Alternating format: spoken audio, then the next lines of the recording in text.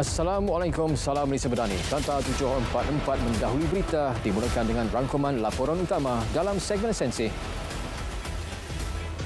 Pengguna Lebuh Raya bakal menikmati tol percuma selama 2 hari bermula tengah malam ini.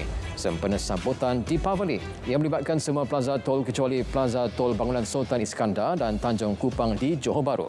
Kos pemberian tol percuma itu dianggarkan berjumlah RM38 juta ditanggung kerajaan. Klasifikasi kelompok T15 akan ditentukan mengikut kawasan. Menteri Ekonomi berkata ia melalui pengumpulan data ke atas 10 juta isi rumah yang sedang dijalankan.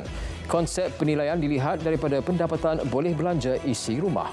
Hasil dapatan penilaian berkenaan akan dimuktamadkan dalam tempoh sebulan sebelum dibawa ke mesyuarat Kabinet untuk kelulusan. Bakal jemaah haji boleh keluarkan simpanan akaun sejahtera iaitu akaun 2. Timbalan Menteri Keuangan berkata caruman yang diterima akan dikreditkan ke dalam akaun mengikut nisbah 75% akaun persaraan, akaun sejahtera 15% dan akaun fleksibel 10%. Sekiranya perlu pembiayaan haji tambahan, ahli boleh keluarkan simpanan daripada akaun fleksibel akaun 3. Seramai 54 kanak-kanak yang diselamatkan menerusi Op Global membabitkan GISPH telah diserah kepada ahli keluarga terdekat yang layak. Manakala 68 lagi permohonan kini sedang disiasat Kementerian Pembangunan Wanita, Keluarga dan Masyarakat sebelum permohonan dibuat di mahkamah. Terdapat 506 kanak-kanak yang diselamatkan menerusi Op Global masih ditempatkan di pusat perlindungan. Bekalan ikan sepanjang musim monsun Timur Laut dijamin mencukupi. Pengerusi Lembaga Kemajuan Ikan Malaysia menjelaskan 1,600 tan bekalan ikan sejuk beku boleh tampung keperluan. Bagi negeri yang terjejas, khususnya zon pantai timur, akan terima bekalan daripada negeri lain, antaranya dari zon utara.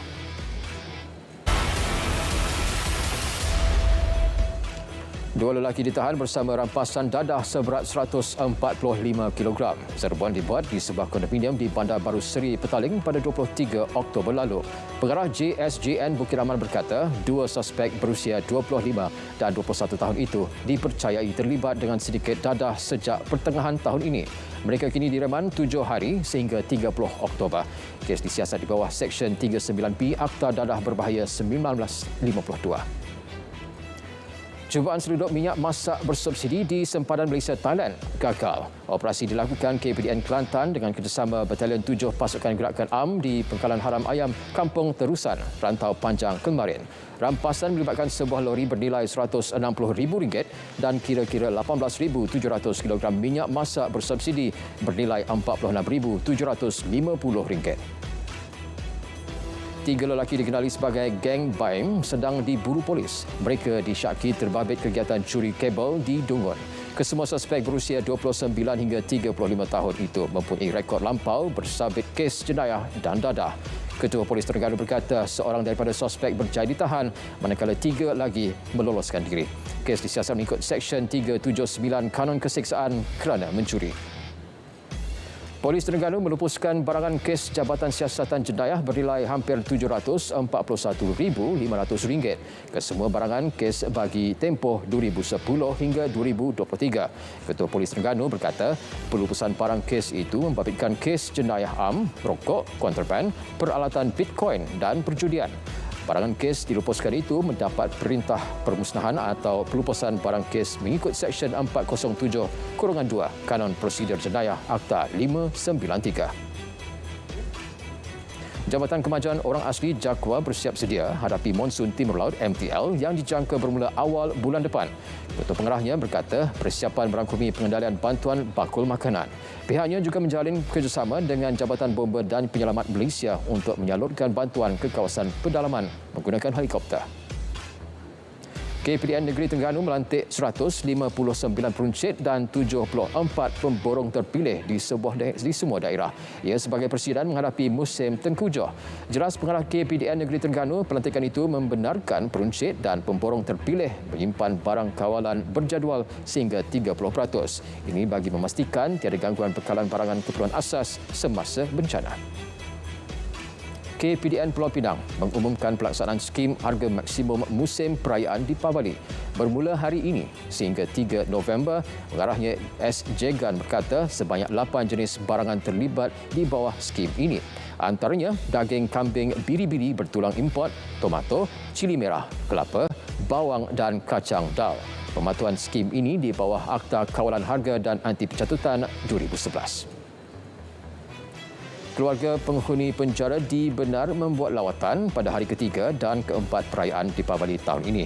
Lawatan dibuka bagi semua penjara, pusat pemulihan akhlak, pusat pemulihan khas, tempat tahanan khas dan sekolah Henry Kenny.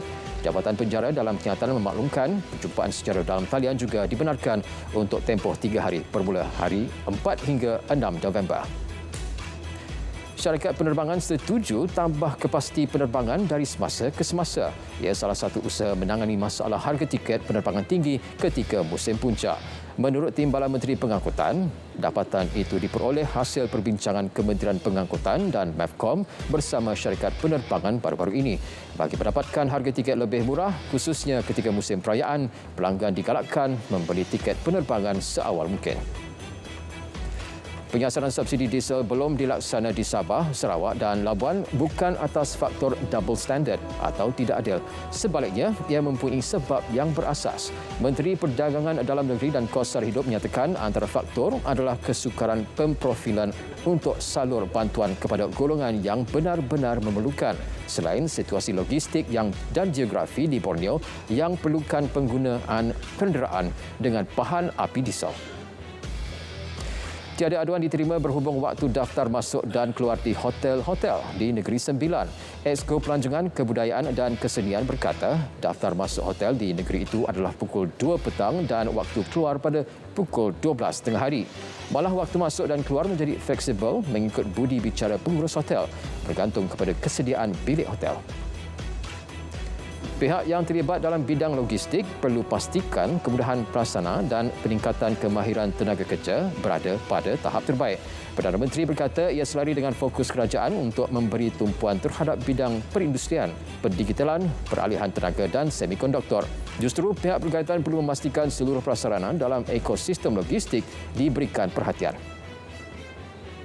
Satu akta baru berkait pekerja sektor gig akan digubal. Timbalan Perdana Menteri berkata ia bertujuan membela 1.16 juta pekerja sektor berkenaan. Pembentangan RUU akan dibuat Kementerian Sumber Manusia pada sidang Dewan Rakyat kali ini selepas sesi perbahasan RUU Pembekalan 2025.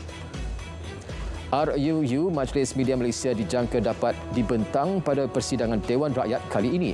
Menteri Komunikasi berkata pembentangan RUU tersebut ditangguh Berikatan Perbadanan Produktiviti Malaysia minta agar ia melalui proses analisis impak peraturan terlebih dahulu. Bagaimanapun MPC telah bersetuju selepas pihaknya memaklumkan kewujudan jawatan kuasa yang bantu lakukan perbincangan awal dan maklum balas untuk bentuk peraturan. Kementerian Pendidikan akan memperluaskan rakan sinergi bersama pihak industri seluruh negara. Ia adalah usaha memperkasakan pendidikan TVET. Menterinya menjelaskan kerjasama itu membolehkan guru-guru TVET menjalani latihan peningkatan kemahiran dan pemahiran semula. Ini termasuk memberi pendedahan teknologi terkini serta membantu pelajar bersaing dalam pasaran kerja masa hadapan. Pemaju perumahan digalakkan memasang panel solar dalam projek perumahan baharu. Timbalan Perdana Menteri berkata setakat ini inisiatif itu diambil oleh Sime Darby Property Berhad bagi projek rintis solar bumbung dalam pembangunan hartanah syarikat tersebut. Hasilnya kelak boleh menjadi dasar untuk dipraktikkan di seluruh negara. RM163 juta telah diterima Perbadanan Ekonomi Digital Malaysia MDEC bagi peruntukan dana kandungan digital sejak 2014 hingga 2024. Menteri Digital berkata ia bagi kegunaan industri animasi, permainan digital, komik digital dan kandungan teknologi kreatif. Menerusi dana tersebut, industri permainan digital Malaysia telah mencatat hasil jualan dan ekspor sebanyak RM45 juta. Kesejahteraan rakyat adalah keutamaan dalam perancangan bandar. Menurut Menteri Perumahan dan Kerajaan Tempatan, kesesakan trafik dan pemanasan global merupakan isu besar dihadapi bandar moden akibat kadar urbanisasi yang pesat. Oleh itu, pendekatan perancangan bandar perlu berubah ke arah yang lebih pintar dan inovatif. ia bagi memperkukuh agenda bandar Mampan dan Pintar ke arah perbandaran baru. Malaysia bercadang melawat setiap negara anggota ASEAN sebelum Perhimpunan Agung Antara Parlimen ASEAN AIPA. Persidangan itu dijadual berlangsung pada September tahun depan. Demikian menurut Yang di-Pertua Dewan Rakyat Tan Sri Johari Abdul yang juga Presiden AIPA ke-46. Beliau berkata perkara berkenaan sedang dirangka dan akan dilaksanakan dalam masa terdekat. Pelabur industri atau institusi tempatan membuat belian bersih equity berjumlah RM244.6 juta di Bursa Malaysia minggu lepas. Sebaliknya, pelabur runcit tempatan meneruskan jualan bersih equity berjumlah RM48.4 juta bagi tempoh sama. Menurut MIDF, pelabur asing kembali kepada pendirian jualan mereka selepas melupuskan RM196.2 juta equity Bursa Malaysia. 5 negeri menyumbang 84.6% daripada jumlah perdagangan Malaysia bernilai RM234.8 bilion September lepas. Ketua Perangkawan Malaysia berkata Pulau Pinang kekal mengekspor utama merangkumi 37.5% daripada RM124 bilion nilai ekspor negara. 4 lagi negeri yang turut menjadi pengekspor utama adalah Johor, Selangor, Sarawak dan Kuala Lumpur. Lebih 200 perusahaan mikro, kecil dan sederhana PMKS pelbagai sektor dijangka menyertai Hari Ekspor Kuala Lumpur 2024. Ia antara inisiatif Matrade untuk membangunkan lebih ramai usahawan pengekspor dari kalangan perusahaan mikro, kecil dan sederhana. Siri terakhir acara itu bakal berlangsung di Menara Matrade pada 6 dan 7 November ini. Indeks harga pengeluar IHPR Malaysia menurun dari tahun ke tahun kepada 2.1% menjelang September.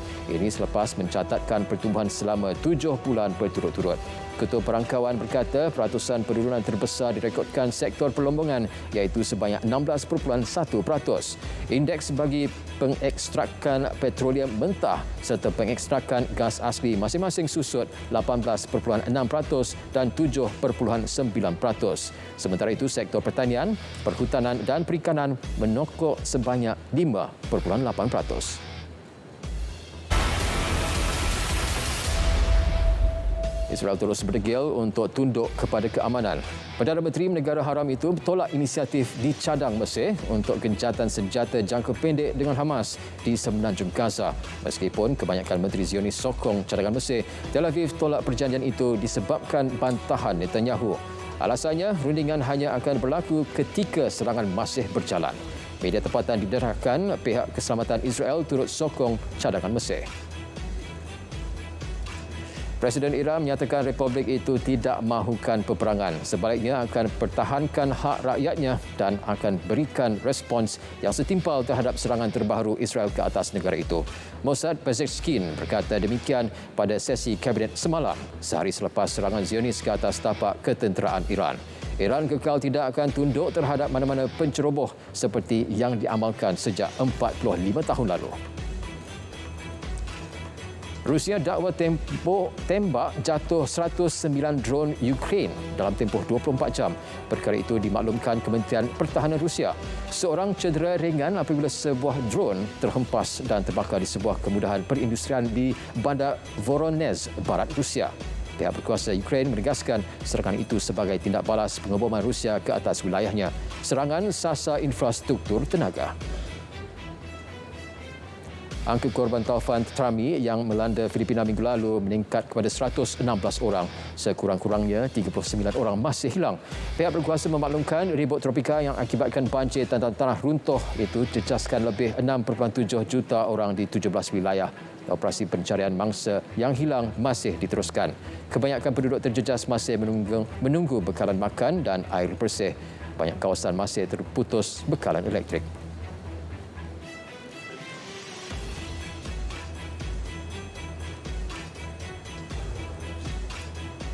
Sekian Kanta 744 dari Sungai ke Segara, Palestin pasti merdeka. Assalamualaikum, salam Malaysia Madani.